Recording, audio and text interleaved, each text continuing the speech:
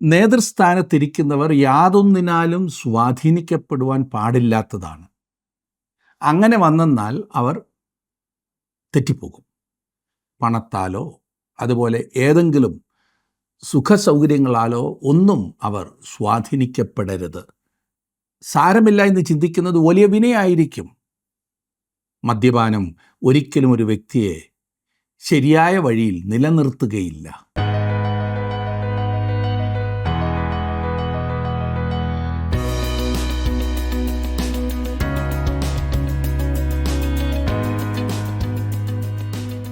ജീവസന്ദേശം പ്രോഗ്രാമിലേക്ക് എല്ലാവർക്കും സ്വാഗതം.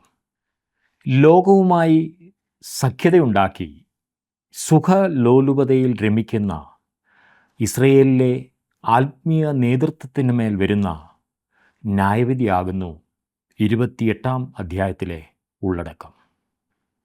ഫോഷ്കിനെ ശരണമാക്കി വ്യാജത്തിൽ ഒളിച്ചിരിക്കാമെന്നാകുന്നു ഇക്കൂട്ടരുടെ മനോഗതം. നാശയോഗ്യരാകിയാൽ മാനസാന്തരപ്പെട്ട് മടങ്ങി വരുവാനുള്ള ദൈവത്തിൻ്റെ അരുളപ്പാടിനെ സ്വീകരിക്കുവാൻ അവർ തയ്യാറായില്ല. യെശയ്യാപ്രവചനം 28-ാം അധ്യായം.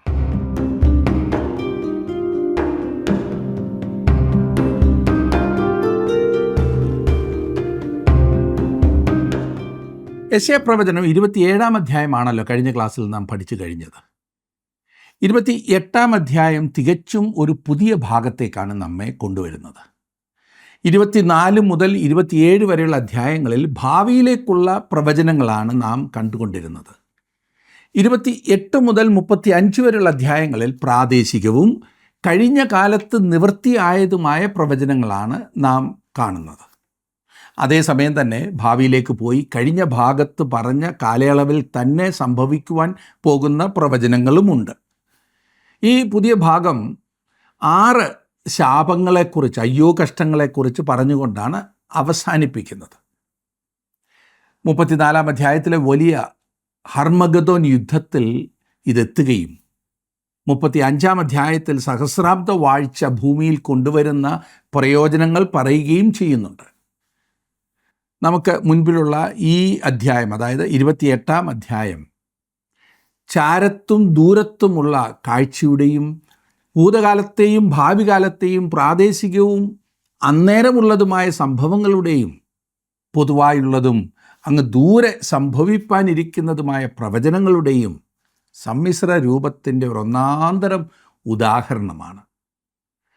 നിറവേറ്റപ്പെട്ടതും നിറവേറപ്പെടുവാനുള്ളതുമായത് നാം ഇവിടെ കാണുന്നുണ്ട്.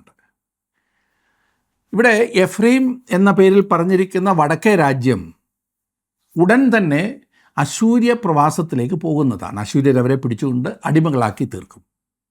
ഭാവിയിൽ സംഭവിപ്പാൻ പോകുന്നതിൻ്റെ ഒരു മുൻ ദർശനമാകുന്നു ഇത്. എന്നാൽ തെക്കേ രാജ്യമായ യഹൂദയ്ക്കുള്ള ഒരു മുന്നറിയിപ്പ് കൂടിയാകുന്നു ഇത്.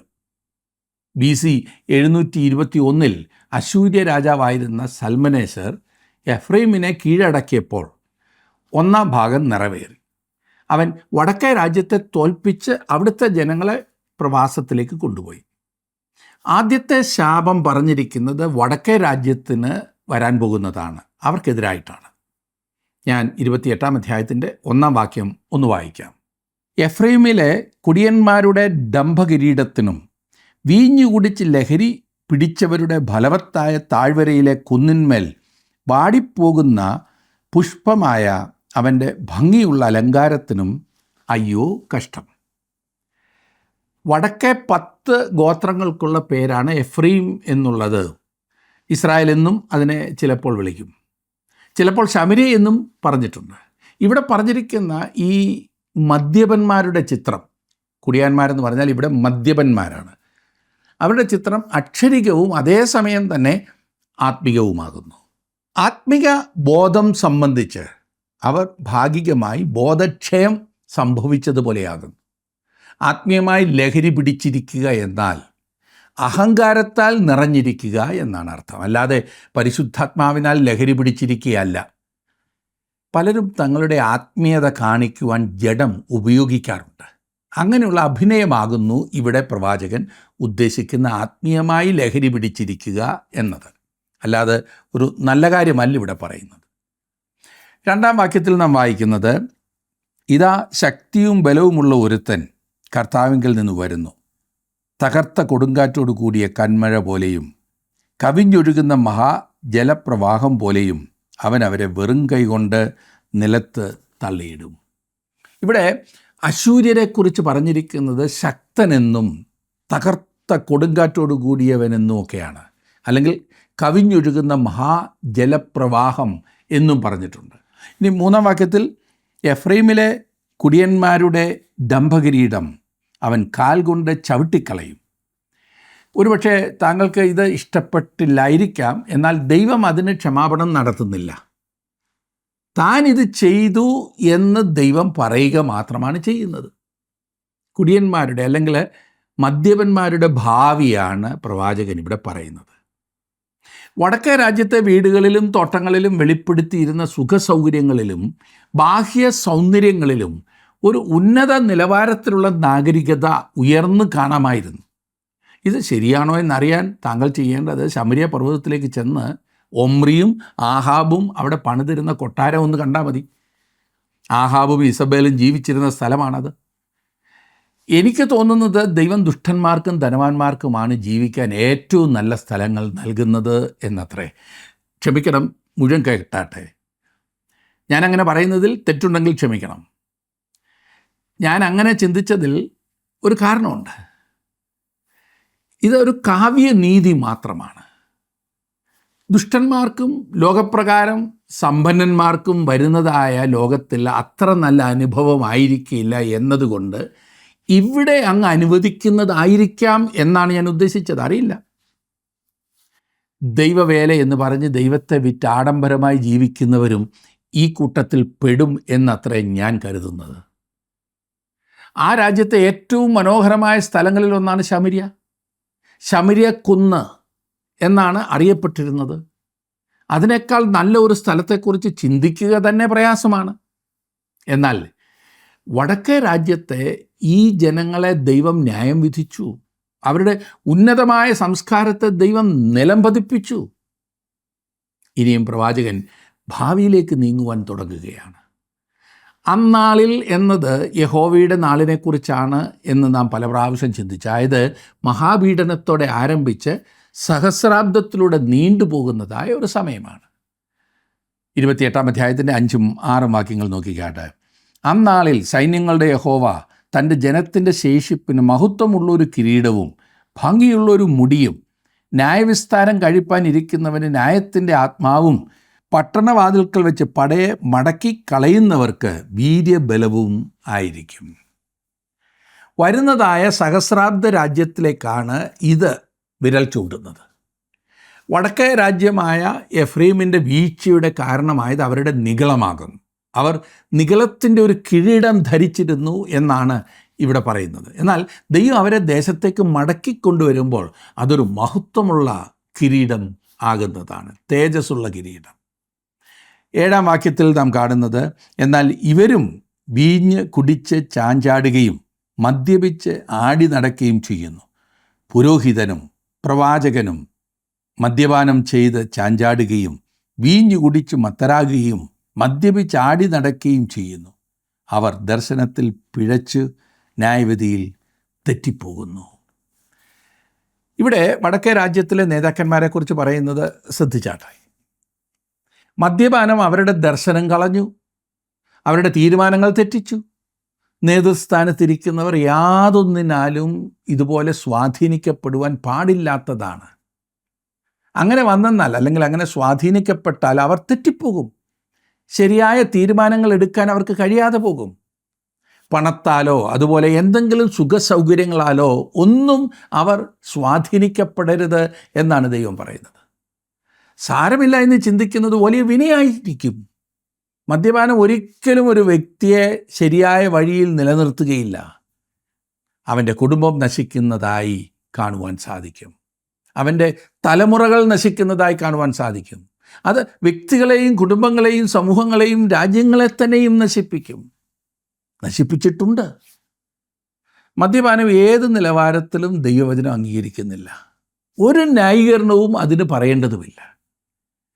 13-ാം വാക്യത്തിൽ നാം കാണുന്നത്, ആകയാൽ അവർ ചെന്ന് പിറകോട്ട് വീണ് തകർന്ന് കുടുക്കിൽ അകപ്പെട്ട് പിടിപെടേണ്ടതിന് യഹോവയുടെ വചനം അവർക്ക് ചട്ടത്തിന്മേൽ ചട്ടം, ചട്ടത്തിന്മേൽ ചട്ടം, സൂത്രത്തിന്മേൽ സൂത്രം, സൂത്രത്തിന്മേൽ സൂത്രം, ഇവിടെ അല്പം അവിടെ അല്പം എന്ന് ആയിരിക്കും. യെശയ്യാവിനെ സാധാരണക്കാരൻ്റെ പ്രവാചകൻ എന്ന് വിളിക്കുവാൻ കഴിഞ്ഞ കാലങ്ങളിൽ പല വ്യാഖ്യാതാക്കളെയും പ്രേരിപ്പിച്ച ഒരു ഭാഗം അത്രേ ഞാനിപ്പോൾ വായിച്ചത്. അധ്യാപനം അല്ലെങ്കിൽ ടീച്ചിങ് അത് സാവധാനവും ക്ഷമയോടുകൂടിയതും അത് നിരന്തരവുമായ ഒരു ജോലിയാകുന്നു. ഈ പറഞ്ഞതുപോലെയാണ് ആത്മീക സത്യങ്ങൾ പോലും പഠിക്കേണ്ടതും പഠിപ്പിക്കേണ്ടതും. ഉദാസീനനും മടിയനുമായ ഒരു വ്യക്തിക്ക് ദൈവം എടുപിടിയുന്ന ഇത് പഠിപ്പിച്ചു കൊടുക്കുന്നില്ല. ജനങ്ങൾ വിശ്വാസത്യാഗത്തിലേക്ക് വഴുതി വീണ ഒരു കാലയളവിൽ ആത്മീയ സത്യങ്ങൾ പങ്കുവെക്കുന്നത് വളരെ വളരെ പ്രയാസമുള്ള കാര്യമാണ്. തങ്ങളുടെ ക്രിസ്ത്യ ജീവിതം കൊണ്ട് സംതൃപ്തരല്ലാത്ത അനേകം വിശ്വാസികൾ ഇന്നുണ്ട്. തുറന്നു പറഞ്ഞാൽ അവർ ദൈവവചനത്തിൽ അജ്ഞരാണ്. അങ്ങനെ ഇരിക്കുമ്പോൾ അവർ കേൾക്കും, എവിടെയെങ്കിലും ഒരു ധ്യാനത്തിലിരുന്നാൽ അല്ലെങ്കിൽ കുറേ നാൾ ഉപവാസം കഴിച്ചാൽ അവരുടെ സകല പ്രശ്നങ്ങളും മാറിക്കിട്ടുമെന്ന്. പ്രശ്നങ്ങൾ എന്നതുകൊണ്ട് അവർ അർത്ഥമാക്കുന്നത് വീട്ടിലെ സാമ്പത്തിക പ്രശ്നങ്ങളാകാം, അല്ലെങ്കിൽ രോഗം വന്നതാകാം, മക്കളുടെ എന്തെങ്കിലും പ്രശ്നമാകാം. പിന്നെ അതിനുള്ള ഓട്ടമായി കുറുക്ക് വഴികൾ. അവിടെ ചെന്ന് അവർ തങ്ങളുടെ വിവാഹബന്ധത്തിലെ പ്രശ്നം കൈകാര്യം ചെയ്യുവാനോ അമ്മായിയമ്മയുമായി ചേർന്ന് പോകുവാനുള്ള എളുപ്പ വഴിയോ തങ്ങളുടെ കുഞ്ഞുങ്ങളെ വളർത്തേണ്ട വിധമോ എങ്ങനെ ഒരു നല്ല ജോലിക്കാരനാകാമെന്നോ ഒക്കെ പഠിക്കും. അതെ, ശരിയാണ്, പലതും പഠിക്കും, പഠിക്കാതിരിക്കില്ല. എന്നാൽ ഞാൻ തുറന്നു പറയട്ടെ സുഹൃത്തെ, ഒരു ചെറിയ കോഴ്സ് കൊണ്ടോ ഏതോ വലിയ വികാരാനുഭവം കൊണ്ടോ താങ്കളുടെ പ്രശ്നം പരിഹരിക്കപ്പെടുകയില്ല, ഒരിക്കലുമില്ല. ക്രിസ്തീയ ജീവിതത്തിൽ വിജയത്തിന് കുറുക്ക് വഴിയൊന്നുമില്ല. ഒരു ദൈവപൈതലായി വളരുവാൻ ഒരേ ഒരു മാർഗം മാത്രമേ ഉള്ളൂ. അത് സാധാരണയും ഏവർക്കും അറിയാവുന്നതുമാണ്. അതെ, ദൈവവചനത്തിൽ ദൈനംദിനം ഇറങ്ങിച്ചെല്ലുന്നതാണ് ആ മാർഗം. ദൈവത്തിൻ്റെ വചനം ഇസ്രായേലിന് നൽകിയത് ചട്ടത്തിന്മേൽ ചട്ടം, സൂത്രത്തിന്മേൽ സൂത്രം, ഇവിടെ അല്പം അവിടെ അല്പം എന്ന വിധത്തിലായിരുന്നു. എന്നാൽ എന്ത് സംഭവിച്ചു? ഇസ്രായേൽ അതനുസരിച്ചില്ല. അവർ പുറകോട്ട് പോയി. അവർ പിന്മാറിയ അവസ്ഥയിലായിരുന്നു. ഇന്ന് ഇതേ അവസ്ഥയിലുള്ള അനേകം ക്രിസ്തു വിശ്വാസികളുണ്ട്. അതൊരു വലിയ ദുഃഖസത്യമാണ്. അവർ മറ്റാരെക്കാളും ബലഹീനരാകുന്നു എന്നതല്ല, പിന്നെയോ അവർ ദൈവവചനത്തിൽ ആവശ്യത്തിന് സമയം ചെലവഴിക്കുന്നില്ല എന്നതാണ് അവരുടെ പ്രശ്നം. വായിച്ചാൽ തന്നെ ചിന്തിച്ച് വായിക്കില്ല. ഒരു ചടങ്ങ് നിർവഹിക്കാൻ കിട്ടുന്നതൊക്കെ വായിക്കും, അത്രമാത്രം. എന്തെങ്കിലും മനസ്സിലായാൽ തന്നെ അത് അനുസരിക്കില്ല. ഇവിടെ അല്പം അവിടെ അല്പം, എന്തൊരു മാർഗം! അത്ര രസമായി തോന്നില്ല. എന്നാൽ ക്രിസ്ത്യ ജീവിതത്തിൽ വളരുവാനുള്ള മാർഗം അതുമാത്രമാണ് ദൈവവചനം. 14-ാം വാക്യം എന്നോടൊപ്പം നോക്കിക്കാട്ടെ. അതുകൊണ്ട് യെരുശലേമിലെ ഈ ജനത്തിൻ്റെ അധിപതികളായ പരിഹാസികളെ, യഹോവയുടെ വചനം കേൾപ്പീൻ. വടക്ക് ഇസ്രായേലിൽ വരുന്നതായ ന്യായവിധി തെക്ക് യഹൂദയ്ക്കും ഒരു മുന്നറിയിപ്പായിരിക്കേണ്ടതാണ്. എഫ്രൈം യെരുശലേമിനോട് സംസാരിക്കുന്നു. യെരുശലേം ഇന്ന് നമ്മളോട് സംസാരിക്കുന്നു. ദൈവവചനം ഇന്ന് നമ്മോടെല്ലാം വ്യക്തമായി സംസാരിക്കുന്നു. ദൈവം ഈ പുസ്തകം ഇന്നലെയല്ല നാളെ എഴുതിയതുപോലെ തോന്നുന്നില്ലേ? എത്ര കൃത്യമായിട്ടാണ് കാര്യങ്ങൾ പറഞ്ഞിരിക്കുന്നത്. വാസ്തവത്തിൽ ഇത് നാളത്തെ വർത്തമാന പത്രത്തിൻ്റെ മുൻപിലാണെന്നോർക്കണം. സംഭവങ്ങൾ കൃത്യമായി തന്നെ പറഞ്ഞിരിക്കുന്നു എന്ന് ചുരുക്കം. 15-ാം വാക്യത്തിൽ നാം കാണുന്നത്, ഞങ്ങൾ മരണത്തോട് സഖ്യതയും പാതാളത്തോട് ഉടമ്പടിയും ചെയ്തിരിക്കുന്നു. പ്രവഹിക്കുന്ന ബാധ ആക്രമിക്കുമ്പോൾ അത് ഞങ്ങളോട് അടുത്തു വരികയില്ല. ഞങ്ങൾ ഭോഷ്കിനെ ശരണമാക്കി വ്യാജത്തിൽ ഒളിച്ചിരിക്കുന്നു എന്ന് നിങ്ങൾ പറഞ്ഞുവല്ലോ. എന്താണ് ഈ മരണത്തോടും പാതാളത്തോടുമുള്ള ഉടമ്പടി? എതിർ ക്രിസ്തുവുമായി ഭാവിയിൽ ഇസ്രായേൽ ഉണ്ടാക്കുവാൻ പോകുന്ന ഉടമ്പടിയെക്കുറിച്ച് ദാനിയേൽ നമ്മോട് പറയുന്നുണ്ട്. വരുവാനുള്ള പ്രഭു, അധർമ്മമൂർത്തി, അഭക്തനായവൻ, സമുദ്രത്തിൽ നിന്നും കരയിൽ നിന്നുമുള്ള മൃഗം, സാത്താനാൽ നിയന്ത്രിക്കപ്പെടുന്നവൻ, ഇതെല്ലാമാണ് അവന് കൊടുത്ത പേരുകൾ. അവൻ എന്തെല്ലാം പേരുകളാണ് പറഞ്ഞിരിക്കുന്നതെന്നറിയാമോ? 16-ാം വാക്യം നോക്കിക്കാട്ടെ. അതുകൊണ്ട് യഹോവയായ കർത്താവ് ഇപ്രകാരം അരുളിച്ചെയ്യുന്നു, ഇതാ ഞാൻ സിയോനിൽ ഉറപ്പുള്ള അടിസ്ഥാനമായിട്ട് ശോധന ചെയ്ത കല്ലും വിലയേറിയ മൂലക്കല്ലുമായി ഒരു അടിസ്ഥാനക്കല്ല് ഇട്ടിരിക്കുന്നു. വിശ്വസിക്കുന്നവൻ ഓടിപ്പോകയില്ല. മനുഷ്യരിൽ ഇന്ന് കാണുന്ന വ്യാജത്തിനും വഞ്ചനയ്ക്കുമുള്ള ഉത്തരം എന്താണ്? അത് മഹാപീഡനത്തിലേതുപോലെ തന്നെ ഇരിക്കുന്നു. ദൈവം അതിൻ്റെ ഉത്തരം ഇതിനോടകം നൽകിക്കഴിഞ്ഞു. ഇതൊരു അടിസ്ഥാനമാകുന്നു, ശോധന ചെയ്ത കല്ലാകുന്നു, വിലയേറിയ മൂലക്കല്ലാകുന്ന ഉറപ്പുള്ള അടിസ്ഥാനം. ഇത് വിശ്വസിക്കുന്ന ഒരു വ്യക്തി ധൃതിപ്പെടേണ്ട യാതൊരു കാര്യവുമില്ല. അവന് അല്ലെങ്കിൽ അവൾക്ക് കർത്താവിൽ വിശ്രമിക്കാവുന്നതാണ്. പത്രോസ് എഴുതിയ 1-ാം ലേഖനം 2-ാം അധ്യായത്തിൻ്റെ 6 മുതൽ 8 വരെയുള്ള വാക്യങ്ങളിൽ ക്രിസ്തുവിനെക്കുറിച്ച് ഇപ്രകാരമാണ് പറഞ്ഞിരിക്കുന്നത്: ഞാൻ ശ്രേഷ്ഠവും മാന്യവുമായ ഒരു മൂലക്കല്ല് സിയോനിലിടുന്നു, അവനിൽ വിശ്വസിക്കുന്നവൻ ലജ്ജിച്ചു പോകുകയില്ല എന്ന് തിരുവെഴുത്തിൽ കാണുന്നുവല്ലോ. വിശ്വസിക്കുന്ന നിങ്ങൾക്ക് ആ മാന്യതയുണ്ട്. വിശ്വസിക്കാത്തവർക്കോ വീട് പണിയുന്നവർ തള്ളിക്കളഞ്ഞ കല്ല് തന്നെ മൂലക്കല്ലും ഇടർച്ചക്കല്ലും തടങ്ങൽ പാറയുമായി തീർന്നു. അവർ വചനം അനുസരിക്കായാൽ ഇടറിപ്പോകുന്നു, അതിനവരെ വെച്ചുമിരിക്കുന്നു. ഈ കല്ല് ക്രിസ്തു ആകുന്നു എന്ന് ശിമോൻ പത്രോസ് വ്യക്തമാക്കുന്നു. ഞാൻ 17-ാം വാക്യം ഇനി വായിക്കാം. 28-ാം അധ്യായത്തിൻ്റെ യെശയ്യാപ്രവചനം 28-ാം അധ്യായത്തിൻ്റെ 17-ാം വാക്യം. അവിടെ നാം വായിക്കുന്നത്: ഞാൻ ന്യായത്തെ അളവ് ചരടും നീതിയെ തൂക്കുകട്ടയും ആക്കി വയ്ക്കും. കന്മഴ വ്യാജശരണത്തെ നീക്കിക്കളയും. വെള്ളം ഒളിപ്പിടത്തെ ഒഴുക്കിക്കൊണ്ടുപോകും. ഈ ജനത്തിന്മേൽ ന്യായവിധി സാവധാനം വരുവാൻ പോകുന്നു. അത് എങ്ങനെ വരുന്നു എന്നാണ് ഞാൻ ചിന്തിക്കുന്നത്. ചിലപ്പോൾ അത് പെട്ടെന്ന് വന്ന് എന്ന് വരാം. എന്നാൽ സാവധാനത്തിലുള്ള ന്യായവിധി പെട്ടെന്നുള്ള ന്യായവിധിയേക്കാൾ ഭയങ്കരമാണെന്ന് ഓർത്തോണം. കാരണം സാവധാനം വരുന്നത് പെട്ടെന്ന് തിരിച്ചറിയുവാൻ വയ്യാത്ത സ്ഥിതിയിൽ നാം എത്താറുണ്ട്. സ്ലോ ഡെത്ത് എന്നൊക്കെ പറയില്ലേ? നാം അത് തുടങ്ങുമ്പോൾ അതിനോട് പരിചയിച്ച് പോകും. എന്നാൽ വലിയ വിപത്തിലേക്ക് അത് നമ്മെ അവസാനം കൊണ്ടെത്തിക്കും. 20-ാം വാക്യത്തിൽ നാം കാണുന്നത്: കിടക്ക ഒരുത്തന് നിവർന്നു കിടപ്പാൻ നീളം പോരാത്തതും പുതപ്പ് പുതപ്പാൻ വീതി പോരാത്തതും ആകും. രസകരമായിട്ടുള്ള ഒരു ഉപമ. താങ്കൾ എവിടെയെങ്കിലും താമസിക്കുവാൻ ചെന്നപ്പോൾ പുതയ്ക്കുവാൻ നീളവും വീതിയും വേണ്ടത്ര ഇല്ലാത്ത ഒരു പുതപ്പ് നിങ്ങൾക്ക് തന്നു എന്നിരിക്കട്ടെ. ഇതുവരെ ആ അനുഭവം ഉണ്ടായിട്ടില്ല എങ്കിലൊന്ന് പരീക്ഷിച്ച് നോക്കണം. എനിക്ക് പല പ്രാവശ്യം ആ അനുഭവം ഉണ്ടായിട്ടുള്ളതിനാൽ എനിക്കറിയാം. കഴുത്തറ്റം കൊണ്ടുവരുവാൻ ശ്രമിക്കുമ്പോൾ കാലിൽ നിന്ന് പുതപ്പങ്ങ് പോകും. കാലയിൽ ഇടുവാൻ നോക്കുമ്പോൾ കഴുത്തിൽ ചേരില്ല. പകുതി പുതച്ചതുകൊണ്ട് എന്താണ് വിശേഷം? നിങ്ങളുടെ നീളത്തേക്കാൾ കുറഞ്ഞ നീളം ഉള്ളതായ ഒരു കിടക്കയിൽ നിങ്ങൾ ഉറങ്ങുവാൻ ശ്രമിച്ചിട്ടുണ്ടോ? കാൽ വെളിയിൽ കിടക്കുന്ന ഒരു കട്ടിൽ എന്ന് പറഞ്ഞാൽ നമ്മുടെ കട്ടിലിൻ്റെ അല്ല. സാരമില്ല, ശരീരം മുഴുവൻ കിടക്കയിലാണല്ലോ എന്ന് പറഞ്ഞാൽ ഉറക്കം വരുമോ? അതൊരിക്കലും നല്ലതല്ല. ദൈവം ഈ ജനത്തോട് പറയുന്നത്, ഞാൻ നിങ്ങൾക്കൊരു ചെറിയ കിടക്കയാണ് തരുന്നത് എന്നത്രേ. പുതപ്പിനും നീളം പോരാത്തതാണ്. അപ്പോൾ മുതൽ ദൈവത്തിൻ്റെ ന്യായവിധി വരും. 100 വർഷത്തോളം അത് യഹൂദയുടെ മേൽ വന്നില്ല. എന്നാൽ ഒടുവിൽ അത് വരിക തന്നെ ചെയ്തു. ഈ അധ്യായത്തിൻ്റെ ബാക്കിയുള്ള ഭാഗം ഗോതമ്പിൻ്റെയും കളയുടെയും ഉപമ പോലെ തന്നെയാണ്.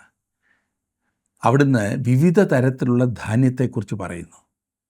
അപ്പോൾ മെതിക്കുന്ന വിവിധ വിധങ്ങളും അവൻ പറയുന്നുണ്ട്. 25-ാം വാക്യം ഞാനൊന്ന് വായിക്കാം. നിലം നിരപ്പാക്കിയിട്ട് അവൻ കരിഞ്ജീരകം വിതയ്ക്കുകയും ജീരകം വിതറുകയും ഗോതമ്പ് ഉഴവ് പൊളിയിലും യവം അതിനുള്ള സ്ഥലത്തും ചെറുഗോതമ്പ് അതിൻ്റെ അറ്റത്തും ഇടുകയും ചെയ്യുന്നില്ലയോ? ഇവിടെ പറഞ്ഞിരിക്കുന്ന ധാന്യങ്ങളെല്ലാം തന്നെ നമുക്ക് പരിചിതമായ ധാന്യങ്ങളാണ്. 26 മുതൽ 29 വരെയുള്ള വാക്യങ്ങളിൽ നാം വായിക്കുമ്പോൾ അവിടെ കാണുന്നത് 26 മുതൽ: അങ്ങനെ അവൻ്റെ ദൈവം അവനെ യഥാക്രമം ഉപദേശിച്ച് പഠിപ്പിച്ചിരിക്കുന്നു. കരിഞ്ജീരകം മെതിവണ്ടി കൊണ്ട് മെതിക്കുന്നില്ല, ജീരകത്തിന്മേൽ വണ്ടിയുടെ ചക്രം ഉരുട്ടുന്നതുമില്ല. കരിഞ്ജീരകം വടികൊണ്ടും ജീരകം കോൽ കൊണ്ടും തല്ലിയെടുക്കുകയത്ര ചെയ്യുന്നത്. മെതിക്കയിൽ ധാന്യം ചതച്ച് കളയാറുണ്ടോ? അവൻ അതിനെ എല്ലായ്പ്പോഴും മെതിക്കുകയും വണ്ടിയുടെ ചക്രത്തെയും കുതിരകളെയും അതിന്മേൽ തെളിക്കുകയും ചെയ്യുകയില്ലല്ലോ. അവൻ അതിനെ ചതച്ച് കളകയില്ല. അതും സൈന്യങ്ങളുടെ യഹോവയിൽ നിന്ന് വരുന്നു. അവൻ ആലോചനയിൽ അതിശയവും ജ്ഞാനത്തിൽ ഉത്കൃഷ്ടതയും ഉള്ളവനാകുന്നു. പെട്ടെന്ന് പൊഴിഞ്ഞു പോകാറുള്ള ധാന്യം കൊയ്തെടുക്കുന്നതിലും മെതിക്കുന്നതിലും ഒരു കർഷകൻ വളരെ ശ്രദ്ധിക്കാറുണ്ട്. ഓരോ ധാന്യവും വ്യത്യസ്തമാണ്. ഇവിടെ പ്രവാചകൻ പറയുന്നത് ഇതേ വിധത്തിലാണ്. ദൈവം ന്യായം വിധിക്കുന്നത് അപ്രകാരമാകുന്നു എന്നത്ര പ്രവാചകൻ പറയുന്നത്. ന്യായവിധി കൊയ്ത്തിനോട് സാമ്യപ്പെടുത്തിയിരിക്കുന്നു. തങ്ങളുടെ മേൽ വരുന്നതായ ന്യായവിധിയുടെ സ്വഭാവം നിശ്ചയിക്കുന്നത് വ്യക്തികളെയോ രാഷ്ട്രത്തെയോ ആശ്രയിച്ചാണ്. വേറെ വിധത്തിൽ പറഞ്ഞാൽ, താങ്കൾ കഠിനവും ദൈവത്തെ നിരസിക്കുന്നതുമായ വ്യക്തിയാകുന്നുവെങ്കിൽ ന്യായവിധിയും കഠിനമായിരിക്കും. ചിലരെ വളരെ ശക്തമായി അടിച്ചെങ്കിൽ മാത്രമേ അവർ ശരിയായ ബോധത്തിലേക്ക് വരൂ. ഒരു വ്യക്തി പറഞ്ഞു, ദൈവം അയാളുടെ ഭാര്യയെയും 2 മക്കളെയും അയാളിൽ നിന്ന് അകറ്റിയതിന് ശേഷമാണ് അയാൾ ശരിയായ ബോധത്തിലേക്ക് വന്നത് എന്ന്. അയാൾ പറഞ്ഞു, ഞാൻ അത്രമാത്രം കഠിനഹൃദയനായ പാപിയായിരുന്നു. ദൈവം താങ്കളെ മെതിക്കും, താങ്കൾ കഠിനവേദന അനുഭവിക്കും. താങ്കൾ ഒരു കഠിനഹൃദയനെങ്കിൽ ന്യായവിധിയും കഠിനമായിരിക്കും. മത്തായി എഴുതിയ സുവിശേഷം 13-ാം അധ്യായത്തിൻ്റെ 30-ാം വാക്യത്തിൽ യേശുക്രിസ്തു പറഞ്ഞു, രണ്ടും കൂടെ കൊയ്ത്തോളം വളരട്ടെ. കൊയ്ത്ത് കാലത്ത് ഞാൻ കൊയ്യുന്നവരോട് മുമ്പേ കള പറിച്ചു കൂട്ടി ചുട്ടുകളയേണ്ടതിന് കെട്ടുകളായി കെട്ടുവാനും ഗോതമ്പ് എൻ്റെ കളപ്പുരയിൽ കൂട്ടിവെപ്പാനും കൽപ്പിക്കുമെന്ന് പറഞ്ഞു. മത്തായി എഴുതിയ സുവിശേഷം 13-ാം അധ്യായത്തിൻ്റെ 41-ാം വാക്യത്തിൽ കർത്താവ് വീണ്ടും പറഞ്ഞത്, മനുഷ്യപുത്രൻ തൻ്റെ ദൂതന്മാരെ അയക്കും, അവർ അവൻ്റെ രാജ്യത്തിൽ നിന്നും എല്ലാ ഇടർച്ചകളെയും അധർമ്മം പ്രവർത്തിക്കുന്നവരെയും കൂട്ടിച്ചേർത്ത് തീച്ചൂളയിൽ ഇട്ടുകളയും. ഇതെത്ര ഭയങ്കരമായിരിക്കുന്നില്ലേ? നാം തന്നെയാണ് നമുക്കുള്ള ശിക്ഷ തീരുമാനിക്കുന്നത്. പ്രിയപ്പെട്ടവരെ, നാം അവനെ ശ്രദ്ധിക്കുമെങ്കിൽ, അനുസരിക്കുമെങ്കിൽ, അവൻ്റെ വഴികളിൽ തന്നെ മുൻപോട്ട് പോകാൻ നാം നമ്മെ തന്നെ സമർപ്പിക്കുമെങ്കിൽ, അവൻ നമ്മെ ഗോതമ്പിൻ്റെ കൂടെ ഇടുകയും ശിക്ഷയുടെ കാഠിന്യത്തിൽ നിന്ന് നമ്മെ ഒഴിവാക്കുകയും ചെയ്യും. പ്രിയ സുഹൃത്തെ, സ്വയം വഞ്ചിക്കപ്പെടരുത്. ദൈവത്തിൻ്റെ കയ്യിൽ വീഴുന്നത് ഭയങ്കരമാണ്. ആർക്കും അവൻ്റെ കയ്യിൽ നിന്നും നമ്മെ വിടുവിപ്പാൻ ആവില്ല. ദൈവം ന്യായാധിപതിയാണ്, എന്നാൽ അവൻ സ്നേഹവാനായ പിതാവും കൂടിയാണ്. താങ്കൾക്ക് അവനെ ആ നിലയിൽ തന്നെ, അതെ, സ്നേഹവാനായ പിതാവായി തന്നെ കാണാനിടയാകട്ടെ എന്നാണ് ഞാൻ പ്രാർത്ഥിക്കുന്നത്. അതിന് താങ്കൾ ചെയ്യേണ്ട ഒരേ ഒരു കാര്യം, കർത്താവായ യേശുക്രിസ്തുവിനെ നിങ്ങളുടെ രക്ഷകനും കർത്താവുമായി സ്വീകരിക്കുക മാത്രമാണ്. അവിടുന്ന് നിങ്ങളുടെ ജീവിതത്തെ നിയന്ത്രിക്കുവാൻ പൂർണ്ണമായും അവിടുത്തെ കരങ്ങളിലേക്ക് സമർപ്പിച്ചാലും, അങ്ങനെ വരുമ്പോൾ ദൈവം നിങ്ങളെ സമൃദ്ധിയായിട്ട് അനുഗ്രഹിക്കും. നിങ്ങൾ ദൈവത്തിൻ്റെ കരങ്ങളിൽ പ്രയോജനമുള്ള മാനപാത്രങ്ങളായി മാറുന്നത് കാണുവാൻ സാധിക്കും. അതിനായിട്ട് ജീവിതത്തെ സമർപ്പിക്കുമോ? പ്രാർത്ഥിക്കാം. കർത്താവെ, നിൻ്റെ വചനത്തിലെ അത്ഭുതമാർന്ന കാര്യങ്ങൾ ശ്രദ്ധിപ്പാൻ അവിടുന്ന് ഞങ്ങൾക്ക് തന്ന അവസരത്തിനായി സ്തോത്രം. നിൻ്റെ വചനം എത്ര ശക്തിയുള്ളതാകുന്നു എന്ന് ഞങ്ങളുടെയൊക്കെ ജീവിതങ്ങളിലെ രൂപാന്തരത്തിൽ നിന്നും ഞങ്ങൾ മനസ്സിലാക്കും. ഇന്ന് വചനം കേട്ട എല്ലാവരെയും അവിടുന്ന് അനുഗ്രഹിക്കണമേ. ദൈവകൃപയിൽ നിറയപ്പെട്ട് മുൻപോട്ട് പോകുവാൻ നിൻ്റെ കുഞ്ഞുങ്ങളെ സഹായിക്കണമേ. ഫലകരമായി ജീവിപ്പാൻ നീ ഞങ്ങളെ ശക്തീകരിക്കണമേ. യേശുക്രിസ്തുവിൻ്റെ നാമത്തിൽ അപേക്ഷിക്കുന്ന ഞങ്ങളുടെ പ്രാർത്ഥന കേൾക്കുമാറാകണമേ. ആമേൻ. ദൈവം നിങ്ങളെ സമൃദ്ധിയായിട്ട് അനുഗ്രഹിക്കട്ടെ.